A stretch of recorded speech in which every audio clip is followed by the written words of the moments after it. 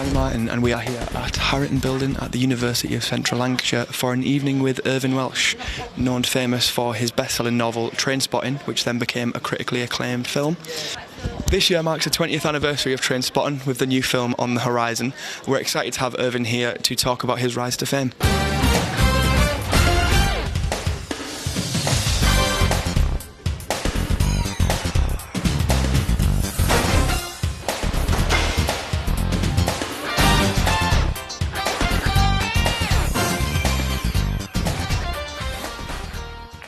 Tonight, the guest this evening is an author who's known for his particularly gritty portrayal of the darker side of life. He's been a TV repairman, a guitarist in punk bands, and a property entrepreneur. But it was his 1993 novel, Trainspotting, which brought Irvine Welsh to the public's attention. He's on his 10th novel now, The Blade Artist, which features one of those original Trainspotting characters. If you've read the book or seen the film, the name Francis Begbie will be very familiar to you. Ladies and gentlemen, will you put your hands together for our guest this evening, Irvine Welsh. Thank you.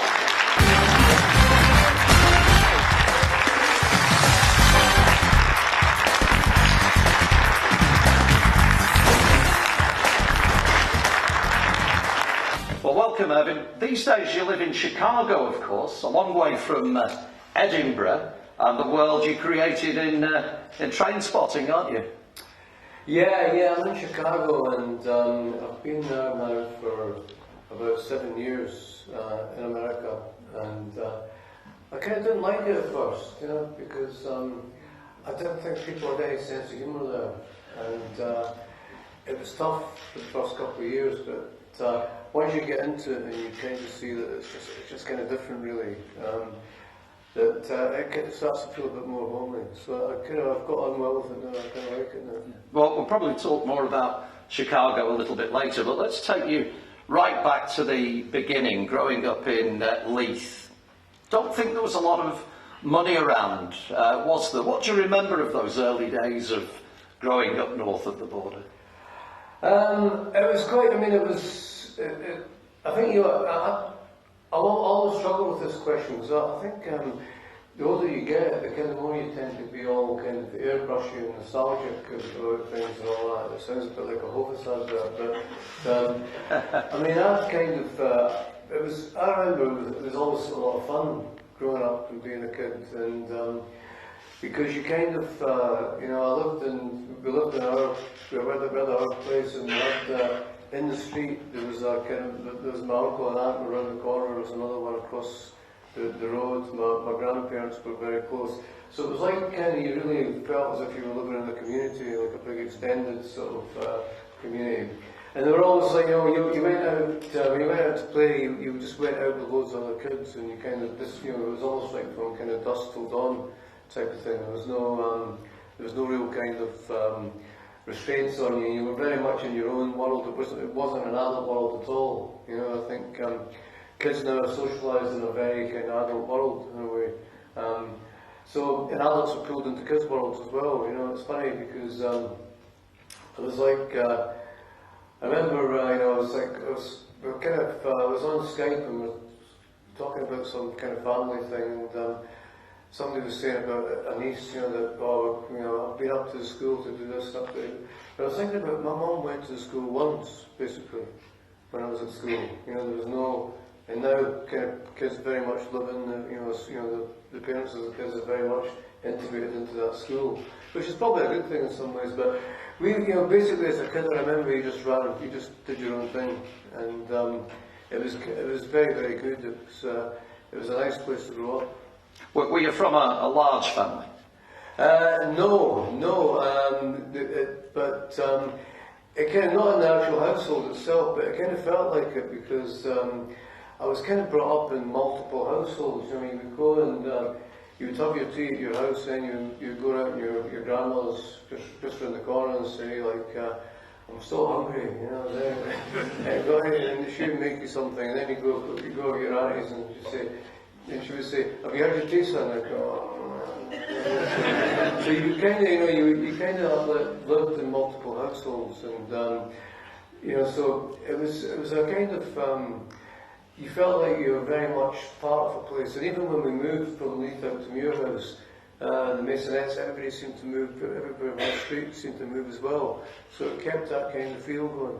You mentioned there moving from presumably then a terraced house to Masonettes. I mean, this was the big thing, wasn't it? It was a tenement to a prefab, top floor of a tenement building to a prefab, and then on to Masonettes from there. Yeah, I mean, that was the sort of the housing of the day, wasn't it? Really? Yeah, it was. I mean, apart from the prefab was the prefab was a bit damp for the Scottish climate. I mean, the old cliche, you know, you find a salmon in a mousetrap. But the salmon actually had asthma. The salmon was coughing pretty badly. I know that it's been noted that you've said in the past that your family's values rubbed off on you, things like feeding and looking after the people you're responsible for. Do you feel those days gave you a good grounding? I don't know about a good grounding. I mean, I think it was the same for everybody. I mean, things were, you know, I lived in a community that was kind of very kind of sort of mono-ethnic, very kind of, you know, there was nothing, you know, everybody was the same, everybody kind of looked the same. And I remember I've got a friend in the States who's kind of got Scottish ancestry, basically, and she's really obsessed with being Scottish, like a lot of Americans are obsessed with their roots and stuff. And she's saying, like, what's it like being Scottish? She says, like, you know, there's nothing at all kind of romantic about it. You know, the postman's Scottish, the milkman's Scottish, the guy that drives the bus is Scottish, the school teachers are Scottish. Everybody's fucking Scottish. It's boring. I mentioned in the introduction there that you were a TV repairman, but that didn't go very well, did it? Well, it did really. I mean, it's like I enjoyed it, and there was a bunch of us that kind of were apprentices together. There was 4 of us, and we used to go out, and there was a guy who was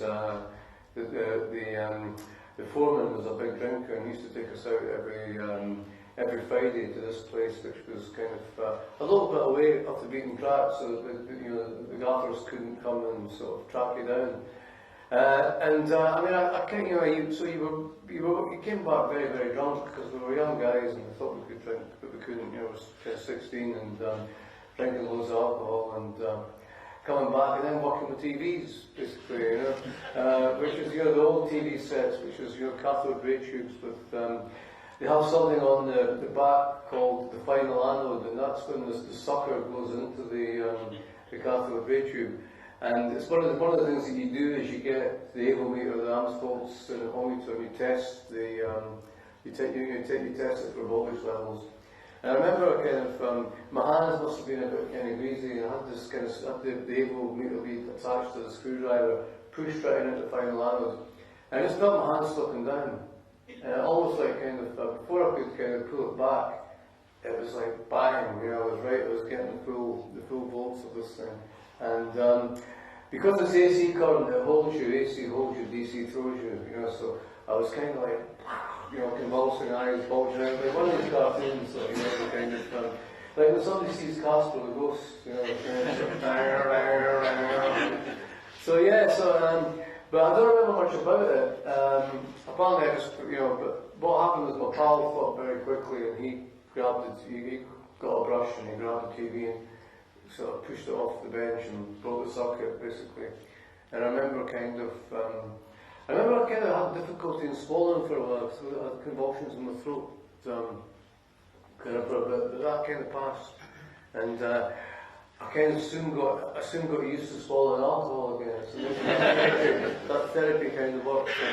Did that end the career as a TV repairman? It didn't really. I mean, it was like, I think probably what ended that career was, you know, the Sex Pistols brought out Anarchy in the UK.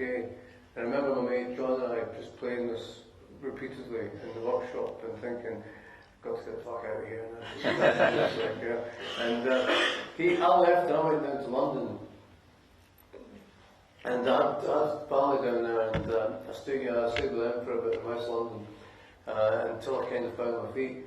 And my mate John was telling me that in our workshop he was still there. He stayed for about another 6 months after I left, and so in the workshop there was always this thing, this kind of brown spot on the wall, you know, and you'd be walking away and you see this brown spot on the wall, and you know, thinking, you know, well, how did that get there? What is it and all that? And you never really articulated it. And I said, you know, I met him down in London and I said, well, what made you leave? And he goes, what made me leave was that fucking brown spot. Remember that brown spot? And he goes, I said, he says, what happened then? He says, well, I got a pair of step ladders and I got a chisel and I just started hacking that fucking brown spot off the wall. And the gaffer came in and said, what are you doing? I said, fuck off! Get rid of that fucking brown spot. And he just kind of said, it's time to go. It's definitely time to go. How did London compare to Edinburgh then?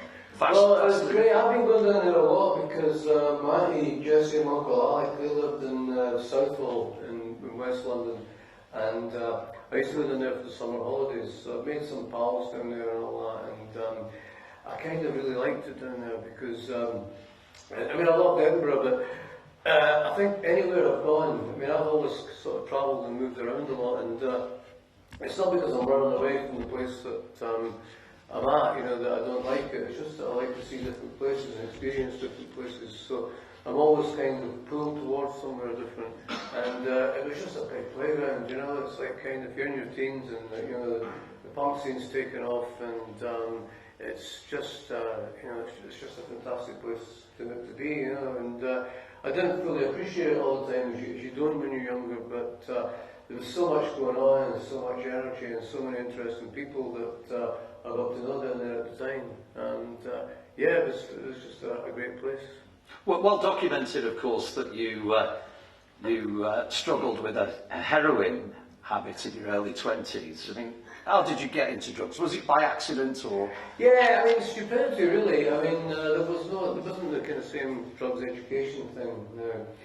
And that was always, I mean, everybody, you know, there was no drugs at all when I was growing up. And I grew up, you know, which it would become one of the most drug-infested places on earth, basically, but there was nothing around at the time, and it wasn't for the one trying to find them, because, but my mum and dad and all used to say to me, look, if anybody offers you anything, drugs, don't take it, it'll kill you, And I remember I was at this party, and somebody passed over a joint to me, a cannabis, and I was taking this, I was the most scared I've ever been in my life. I thought I was going to die, you know. I just took a puff and I thought, this is fucking bullshit. It's just lying. All these years, it's been absolutely fucking lying through the teeth. The ignorant bastards, basically. So I just did every drug after that. I thought, I love drugs. You know, take some speed. Whoa, this is good, but I'm not going to die. Acid. I might die, but 8 hours later I'll be fine, like, you know. So just hang on in there. And then heroin, I loved it at first. I mean, it was great. It was a terrific kind of little buzz, and I was probably a bit depressed when I was doing it because I'd been, you know, I had a bereavement in the family, and I also had a kind of first serious kind of relationship that sort of split up. And I didn't really have the emotional vocabulary to kind of handle these things, but I was having a ball. I was like, oh, that was nice, and I can stare at walls for hours and hours, and this is great. It wasn't a big problem for me for the first year or so, and then it kind of started to get out of hand. It started to become not so much fun, and it wasn't really getting any highs. I just feel sick a lot of the time, and I just decided then I've got to stop, you know, and you can't really, you know, you see, I think that my theory about drugs is you have to have something keeping you on drugs, basically. You have to, you know, you have to have something that fuels your addiction that isn't the actual drug itself. It has to be something intrinsic within you. And I noticed that a lot of people that pass through heroin, a lot of people that take, you know, that have a lot of flirtation and then or even a serious habit, and then they stop taking it. It's you know, they have the withdrawal, and they go through the withdrawal, and then they're fine, and they don't really want to go back to it. But people who keep going back to it, there's something else that's driving that, and it's usually some kind of anxiety, maybe some kind of mental illness, maybe some kind of depression, maybe related to some kind of abuse that they've had that they've not resolved kind of earlier on in their years. And the drugs tend to me, I think, to be a symptom rather than a cause. And if you look at kind of people now, when you get people in poorer parts of cities, it's like you've got 3 generations now of heroin addicts, and there's such a culture now of doing that. And it's like drugs kind of always kind of basically win by default, and there's nothing else there. They come in the absence of something else. And the absence of something else is usually kind of opportunity in some ways. It's usually like kind of employment opportunities, educational opportunities, opportunities to make money, social mobility, and opportunities as well for compelling drama. I mean, young people in particular, we all need compelling drama. I'm not saying I'm a young person now, but I still do need compelling drama. And you used to get it, used to get it through work, used to get it through who's kind of, who's been misbehaving at work, who's been shagging each other at work, having an office affair and all that kind of stuff, who's gone out and got drunk and stuff, and who's got promotion and who's not and all that. And now this is no work. Kids are getting a lot of that stuff from the streets, basically, that need for compelling drama. So I think, I think if you have things that are episodic in your life, like a relationship breakdown or a bereavement, you're going to feel terrible about them for a while, and you're going to want to take away the pain in some way. But it's a transitional thing. These things are transitional. It's the deep-seated kind of depressions and anxieties. People that suffer from these, I think it's very, very hard for them to get off heroin because there's nothing to go to get off. Did you struggle to come off drugs? No, not at all. No, I mean, everybody struggles to come off heroin because it's toxic and it's better. It changes your kind of. You do have to go through withdrawal. But I mean, it's 3 weeks has gone out of your system. There's no physical dependency on the drug after 3 weeks.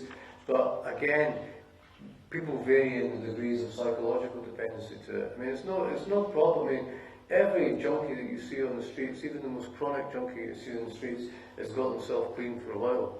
So it's no problem physically detoxing from the drug. I mean, it's not pleasant. It's it's kind of pretty horrible and shitty, but you can tough it out for 3 weeks. You can take painkillers and you can do things for 3 weeks to distract yourself from how miserable you feel. But it's going to get better, But the psychological addiction is something else. I don't think the psychological addiction has anything to do with the drug itself. I think the psychological addiction is something that's kind of is a kind of sickness in the society in some ways, if you like. While you were in London, you managed to take advantage of the property boom at the time in the capital, turning a couple of £1,000 into a nice little sum. How did that come about? Oh, it was luck. I had bad luck and kind of good luck at the same time. I was involved in a road traffic accident with a bus that kind of blew over. It was a strange thing, a double-decker bus blew over, and I was injured and I spent a couple of weeks in hospital. I didn't think anything of it, but a pal of mine worked in insurance, who was a kind of claims assessor, and I said, no, you get a claim in your own, And thankfully I took his advice and I got a couple of grand after it, for it. I still feel bad about it because I never even gave him anything. And it's only in recent years I realised that was a pretty shitty thing to do. Because I had done nothing, but I didn't even think about it. I was like, so I've kind of tried to make it up for him since. But I had a couple of grand and I thought, when I'm back down in London, I thought, well, what am I going to do with this money? Am I going to just kind of piss it up against the wall or fritter it away in some way? I thought, no, I'm going to try and kind of get something for it, So I put a deposit down. I thought, and it was I think it was 14 grand. And it was during the property boom, and I sold it for 25 grand a year later, and then bought a house, and then sold that, and then I kind of sort of sold the house, and then bought 2 flats and rented one out, and I just kept sort of doing that kind of thing, and I didn't overreach because these things you always know that these things are eventually going to fuck up. It's just the long thing. I always felt a bit shit about doing it. Really, I didn't really see myself as a middleman. I don't really like that kind of thing that you're putting yourself between kind of production and profit. Really, you're just kind of you're kind of exploiting a kind of circumstance which isn't usually a favourable circumstance.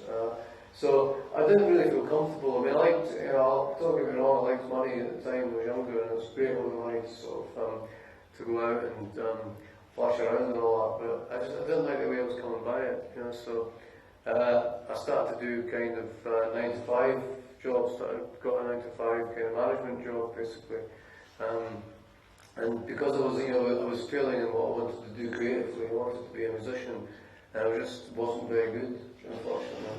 Were you in any bands at the time? Yeah, you know, I was in a couple of bands, one, you know, and I was always, I could see the writing on the wall because I would get together with people who were at the same level as me, and then they would suddenly, you know, all leave and join another band, and they would ask me to leave, basically. So look, you're just not very good, I'm sorry. Like, Any of those bands have any success? They didn't, you know, not as bands, but there's a couple of individuals who've kind of had success. They've made nothing particularly brilliant, but they've made livings, you know, as musicians and still do. But the thing that I did get out of it, which was kind of becoming useful, was that, you know, I always wrote songs for the bands, and it's like, I always was drawn to ballads, I was always drawn to storytelling in a song, and I think the stories came out of that, and the novels came out of the stories, really. Yeah, well, let's talk about your writing, because you must have had a head full of stories. When did you decide to become a writer, you know, to get those stories down on paper?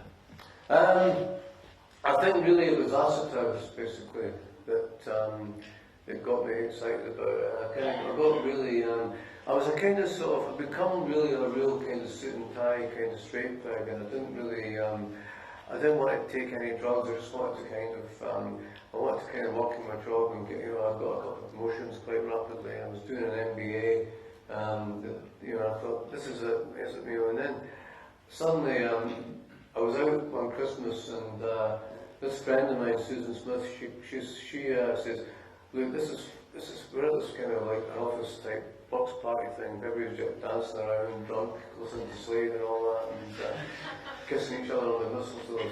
And she says, this is fucking shite. Let's go to this club, the UFO, which was one of the first house music clubs in Edinburgh. And I'd actually been to Shoom in London, which is one of the kind of, you know, which was Di Rantling and Paul Oakenfold and Nicky Holloway's club, I was the only person who wasn't on drugs. You know, everybody else was on ecstasy, and I think, what is this fucking noise? This is horrible. And it's because I was gun shy of taking any drugs, because I identified any drug like ecstasy with heroin and all that, and I thought, nah, I'm done with all that stuff. So I didn't get it at all. And Susan, she literally forced me to take an ecstasy pill, you know, and then, of course, 20 minutes later, I was like, fuck this, I've invented acid house. I'm the boy, basically, like, you know, what you do when you get converted to anything like that. So immediately a pal of mine is Kevin Williamson, who started Rebel Inc., who kind of published a lot of the early Scottish writers. Kevin and I started this club called Invisible Insurrection, which was kind of, it was a kind of rave club, but it was also a sort of chill out space where people could go and you could kind of, you could write, you could do poetry readings and all that, you know that stage where people have been up all night and dancing and they're kind of fucked basically, but they don't want to go home because they're still a bit wasted and all that. So they could sit down and beanbags and kind of sort of smile at each other, feel each other's clothing and all that, and kind of listen to the poets and stuff. And I thought, this is good, man, this is good stuff. And I thought, well, I can do this as well. So I started doing kind of stories and telling stories about, you know, and they eventually kind of came in, you know, they would eventually become Trainspotting. Well, let's move on to Trainspotting. That was, of course, your first novel, and in turn very dark, bleak even, then grimly funny. How much of your own personal experiences would you say went into the pages, and which character do you think would be most like yourself? Yeah, I think a lot do, but you kind of, when the first drafts were kind of not, you know, the first drafts were very much kind of, sort of, they were kind of like me, and they were all kind of, you know, they're a bit like, kind of self-justification type of stories, like, you know, I'm a great guy, everybody else is a bastard type of stuff, like, you know, I'm the one that's been kind of misunderstood and nobody gets me and all that, you know. all that kind of crap. And I realised it was really boring to read. You know, it was boring to me. And I thought, well, if I want to write a book, I'm going to have to try to absent myself from this. And I think, you know, because being a writer is a strange kind of combination of things. You know, it's like you have to be, in some level, you kind of have to be quite an egotistical bastard to assume that anybody's going to give a toss about what you write. You know? So there is a kind of self-righteousness about it, and a kind of arrogance about that. But the paradox is that you also have to realise that you're not actually that important. That if you want to tell a story, and you're just going to bore people if you're talking about yourself. So you have to get past yourself. You have to kind of, you have to try and find a way to let the characters on the page, to develop the characters strongly enough so that they take over, so that their voices start to take over from your voice. And you've got to have a voice, an authorial voice in some ways, but I like to use it sparingly, and I like to get the characters to generate the story for me. So I realised that was the way that I wanted to write, and it was the toughest thing is, I think, as a writer, is to get past yourself and to kind of learn that kind of humility, in a sense that you're really not that important to the actual story, and that people kind of, and that while your own kind of story is interesting to you, it's not that interesting to anybody else. You know, it's like kind of, I mean, I get people, they'll come up to me now and they'll just tell me their life story and they'll go, put that on your fucking book. No, but you just bored the fucking shit out of me. I'm not going to try and inflict that on anybody else. So the way you kind of get around that, the way you turn like kind of reportage, which I was kind of originally writing, the way you turn reportage into fiction is you just continually ask the same question that writers always ask, and that is, what if, you know, what if this happened? What if this happened to this guy? But what if it wasn't a guy? What if it was a girl? What if it wasn't a middle-aged guy? What if it was a young girl? What if it was an older woman? What if it was like, what if they were, you know, they didn't come from where you come from? What if they came from somewhere else and all that? So you can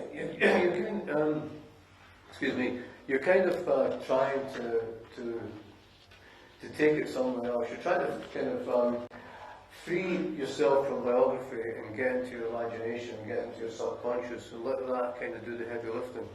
Do you have a favourite time to do your writing? You know, do you have to lock yourself away and be disciplined to make sure you do it? No, I mean, it's like there's two stages for me. The first stage is when I'm just kind of, I go up into my office and I just sit there and I'll kind of, early in the morning is quite good for me. I'll put some music on, or just, and people think there's some kind of party going on, because I've always got loud music kind of blasting out when I'm writing away. I'm just generating kind of ideas and riffing and rapping, and then when I've got enough for a book or a story or whatever it is, then it has to be the reverse of that. I need quiet, and I need to kind of, I stop this kind of 3 hours a day, and I'm just up there basically until I finish it, you know, and the wife will kind of come up and say to me, look, you're a dirty, smelly, filthy, jakey bum.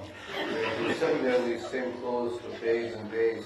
And she'll literally kind of grab my ear and drag me into the shower and say, we've got people coming for dinner, and real people, not your imaginary friends this time of doing so you've got to behave yourself, you've got to talk to them, make conversation and all that, you know.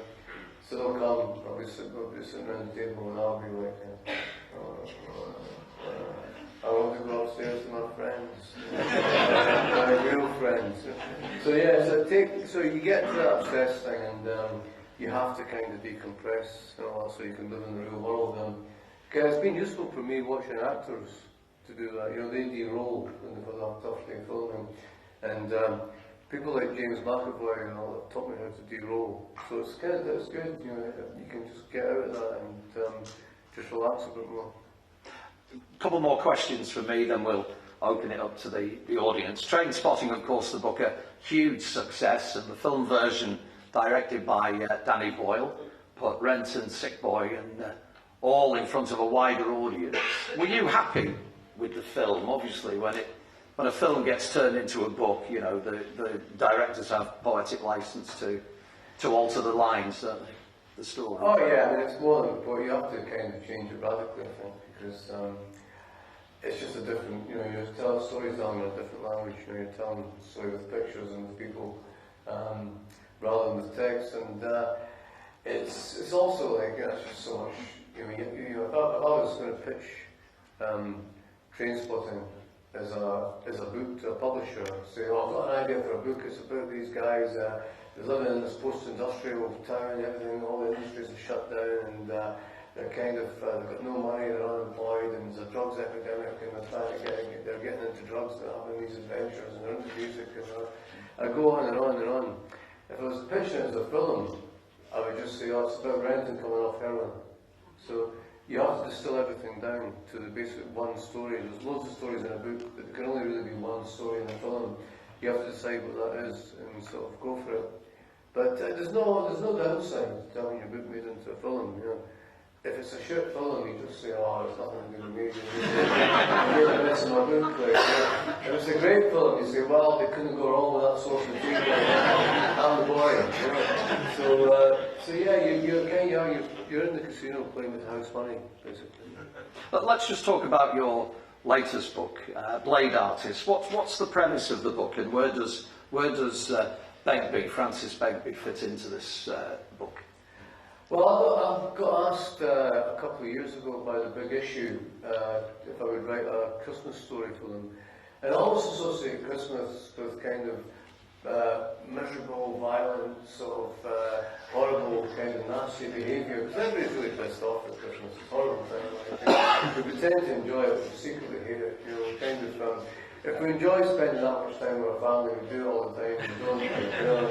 If we enjoy spending that much time with our mates and going out and piss with them and get into fights with them, we do it every weekend, but we don't anymore. So it's like it's just it's a kind of quite a depressing sort of horrible time where people kind of I love going around the pubs and, you know, watching people going out for a drink and they're going, ah, it's great, you know, it's great Christmas, I love it, I love seeing the bands over, I'm really happy and it's fabulous, everybody's having a great time. And it's, she left me, she doesn't want me to see the So I love that kind of nastiness and depression about Christmas, like, you know, and people are fighting so hard to try and pretend that they're happy. So I wanted to write a story about that, and I thought, well, I've written a story about Begbie at Christmas before, but then I thought, well, maybe what if he was the most restrained person in the room, instead of the biggest nutter in the room, he was actually the one that's behaving himself. And I thought, well, how could that possibly happen? We'd have to have had a major epiphany or a major change in his whole kind of character and attitude. So I thought, well, let's do that then. Let's have him kind of just completely change his life, you know. And it kind of breathes new possibilities into the character.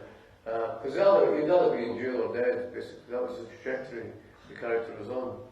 So I got excited about that, and then I thought, well, I'll do a novel. I'll see if I can do a novel or a long extended story and see what kind of length it has.